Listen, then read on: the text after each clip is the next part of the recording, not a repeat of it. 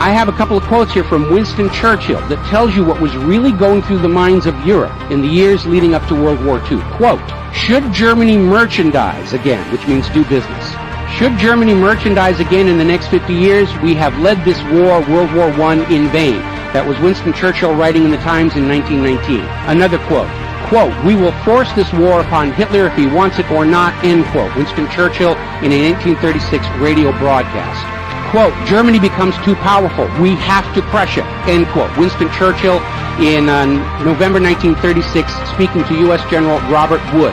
Quote, "This war is an English war, and its goal is the destruction of Germany." Winston Churchill, autumn 1939 broadcast. So it was all about economics and profitability. Now, Germany's state-issued value-based currency was also a direct threat to the wealth and power of the private central banks around the world.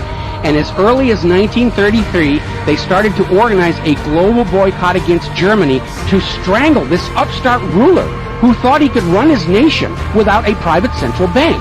Now, as had been the case in World War I, Great Britain and other nations threatened by Germany's economic power looked for an excuse to go to war. We could have, if we had intended so, prevented this war from breaking out without doing one shot, but we didn't want to. End quote. Winston Churchill to Harry Truman, March 1946. One more quote here. Quote, "Germany's unforgivable crime before World War II was its attempt to loosen its economy out of the world trade system and to build up an independent exchange system from which the world finance couldn't profit anymore. We butchered the wrong pig," end quote. Winston Churchill writing in his book, The Second World War. Franklin Delano Roosevelt, when he was trying to basically get the United States into the war against Nazi Germany to help out his good buddy Stalin, Roosevelt had the U.S. Navy attack German shipping in the North Atlantic, even though there was no state of war between